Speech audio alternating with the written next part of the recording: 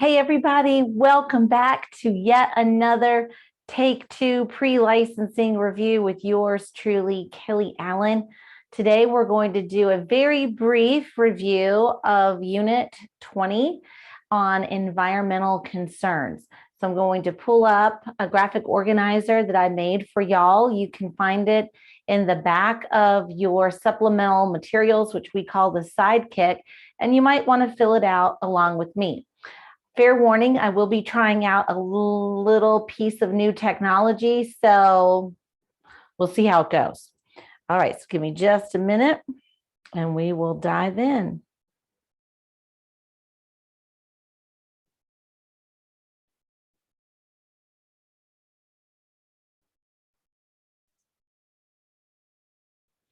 All right, so on your screen is the graphic organizer I made for y'all involving the big three, is what I call them when it comes to environmental hazards in real estate, especially regarding real estate preparing for your pre-licensing exam. Now, rest assured, when you get to post-licensing, we will spend so much time talking about a wide variety of environmental hazards that will be very applicable to your real estate career. There are so many, but we only have so much bandwidth, so we're going to focus on the big three here today. So let me go ahead and scroll this up just a tad, and so that we can see clearly. We're going to kick it off and talk about radon, asbestos, and lead paint. We're going to focus on the characteristics, where you can find the environmental hazard, and how do you fix it. We call that mitigation. So wish me luck. I'm going to attempt to draw on the screen and we'll fill this out together. So let's do it.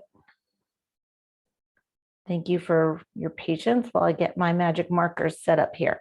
Okay, so radon is a gas that is found naturally deep beneath the Earth's surface in granite rock. So we find radon in the ground.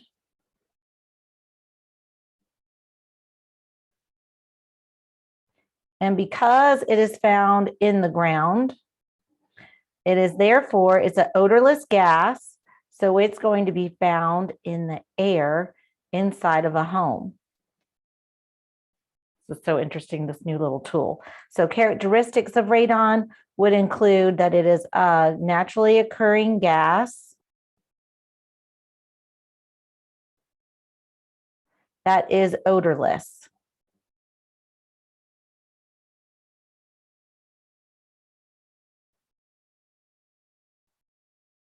We're going to get there with this little pen. Okay. Wow, that looks so amazing. Looks like my handwriting from kindergarten. I really can print neatly, you all, in real life, but there it is. Okay, so how do you fix radon if it shows up? First of all, a buyer is going to have an electronic radon test done. That's really the only way to detect radon gas presence, is through a very special machine that will check the rates. You want the rate to come up as less than 4.0 picoliters. That's not necessarily testable, but it's for your own information. So if the test shows a higher reading than 4.0 picoliters, then we've got to fix it. And how do you fix it? You fix it through ventilation.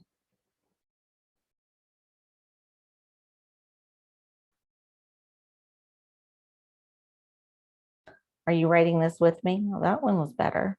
Ventilation.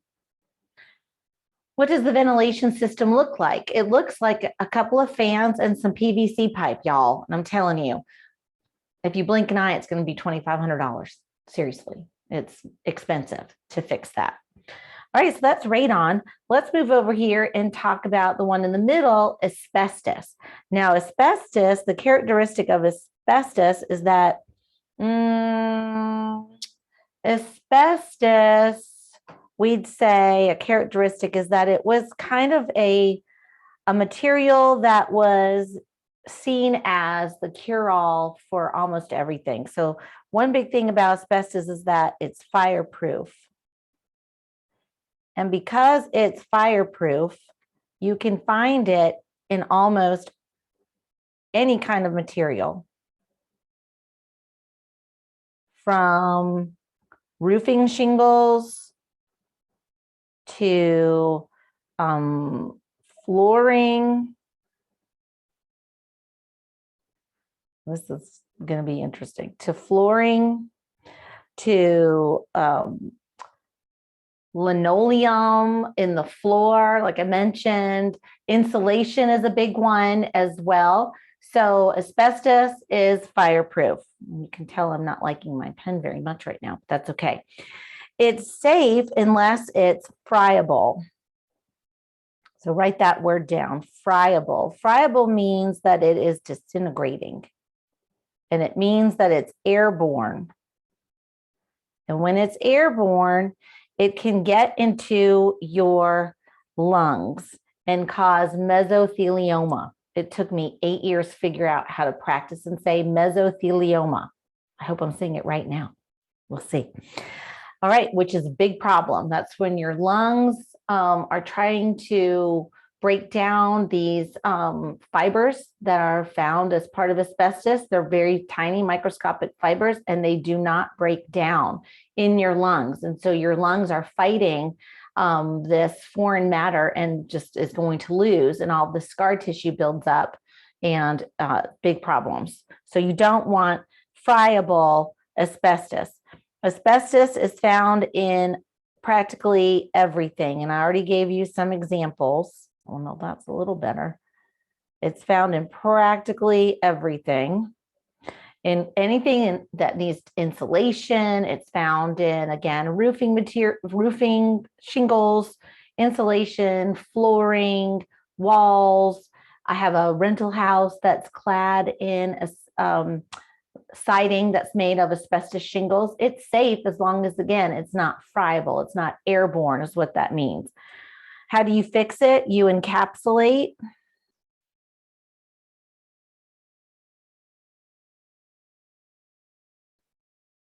Encapsulate.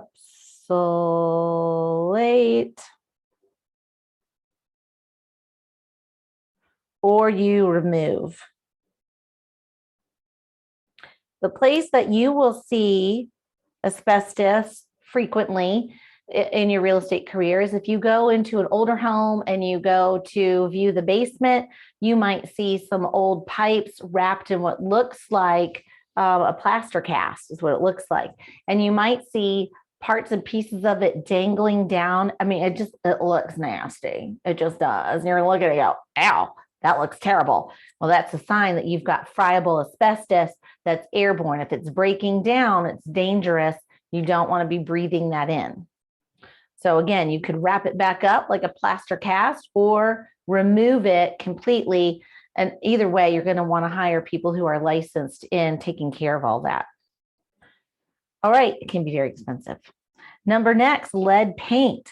Characteristics of lead paint that you know you've got dangerous kind of lead paint around is if you see evidence of chipping. Let's see if I can touch the screen. No. All right, if you have evidence of paint chipping,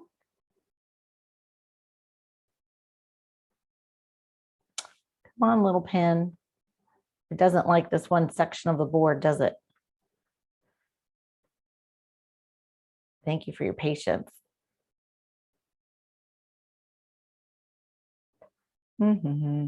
Chipping paint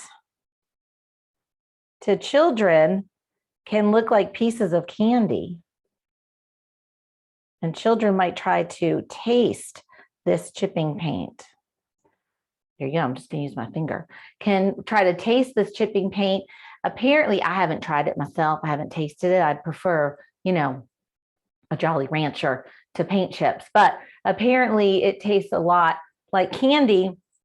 So it can look like candy to small children and it can taste sweet. So, and what happens is that it can cause cognitive delays, cognitive damages to cognitive growth, shall we say, that some people think is irreversible.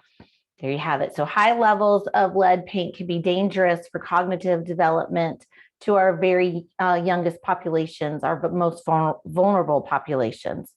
So characteristics would be chipping paint. If you see it looks kind of crackly and all of that, or you could have some dust, some paint dust as well. That's also very dangerous for our youngest, most vulnerable populations. It's going to be found in paint that was produced prior to 1978 when this type of paint was banned. So paint before 1978. Very good. Prior to. That's why now, if you are helping somebody purchase a property built before 1978, or you're listing property built before 1978, or even if you are a landlord and you're renting property built prior to 1978, you have to provide a federal lead-based paint disclosure statement. So you've got to fill that out and provide that. How do you fix lead-based paint problems? The same way you fix asbestos. You can encapsulate it by painting over it, or you can remove it by scraping it down to the bare wood or so on and so forth and removing it that way. There are rules you'll learn about in post-licensing regarding lead-based paint removal in the state of North Carolina, but that is not necessary to help you do what? Pass that pre-licensing exam. We'll get to the details on lead-based paint removal in North Carolina when you get to your post-licensing course. That is all I want to share with you today about Unit 20 on environmental hazards. Remember the big three, and I'll see you in class.